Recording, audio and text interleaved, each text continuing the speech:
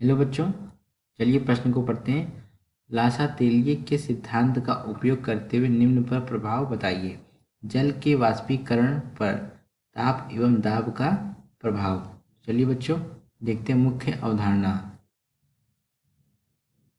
मुख्य अवधारणा।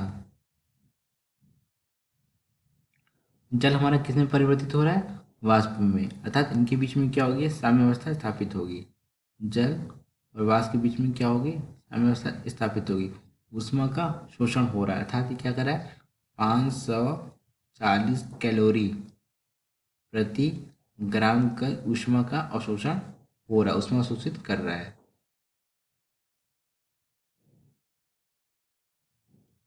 यहाँ पर क्या हो रहा है? जल का वाष्पीकरण हो रहा है। जल का वाष्पीकरण हो रहा है, अर्थात क्या हो रहा है? यहाँ पे ऊष्मा का शोषण हो रहा है। ऊष्मा का शोषण हो रहा है, अर्थात ऊष्मा का शोषण तो हो रहा है, अर्थात क्या हो रहा है? हमारे यहाँ पे आयतन में वृद्धि हो रही है।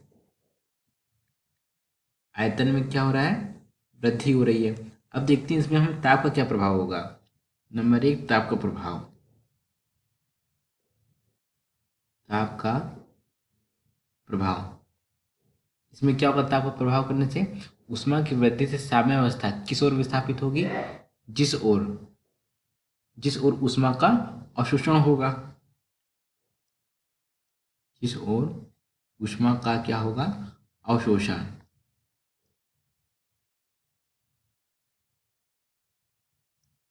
तो ऊष्मा की वृद्धि से क्या होगा?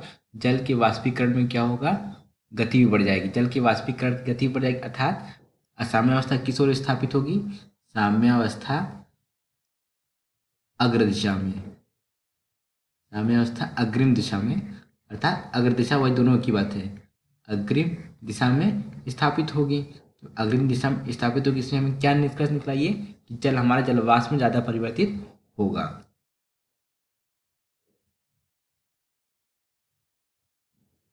अब देखते हैं दाब का प्रभाव। नंबर 2 क्या है हमारा? दाब का प्रभाव।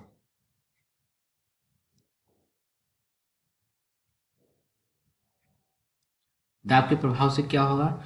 जब हम उपरोक्त उपरोक्त जो हमारा साम्य है, ये हमारी जो क्या है? साम्य, इसमें क्या हो रहा है? दाब में कमी आती है। कहाँ कमी आएगी? जब हम दाब बढ़ाएंगे तो दाब बढ़ाने से क्या होगा? दाब बढ़ाने से क्या होगा? दाब हमारा बढ़ाने से होगा क्या?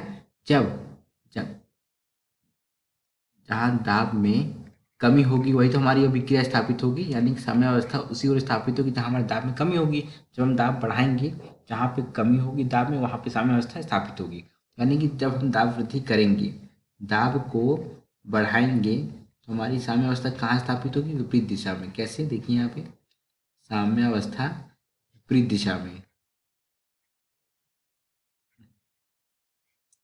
विपरीत दिशा में या पश्चिम दिशा में। ऐसा क्यों? क्योंकि विपरीत दिशा में क्या हो रहा है? यहाँ पे हमारा क्या हो रहा है? देखिए विपरीत दिशा में क्या हो रहा है? जल का वाष्पीकरण कम होगा, अर्थात विपरीत दिशा की ओर विस्थापित हो रही। क्यों? क्योंकि यहाँ दाब कम है। यहाँ पे क्या हमारा? दाब कम है, जिस कारण अभिक्रिया किस ओर विस्थापित होगी? विपरीत दिशा की ओर विस्थापित होगी। दाब की वृद्धि करने से हमारा यहाँ क्या होगा?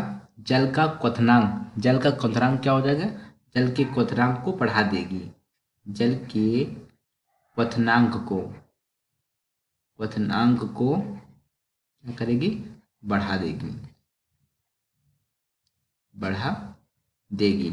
हमें क्या निष्कर्ष निकला? निष्कर्ष ये निकला कि दाब वृद्धि करने से क्या होगा? दाब वृद्धि करने से साम्य अवस्था कहाँ स्थापित होगी? विपरीत दिशा में। और साम्य अवस्था कब स्थापित होगी? ताप को प्रभाव करने से साम्य अवस्था क्या होगी? अग्रिम दिशा में स्थापित होगी। आशा करते हैं आपको समझ आया होगा। धन्यवाद।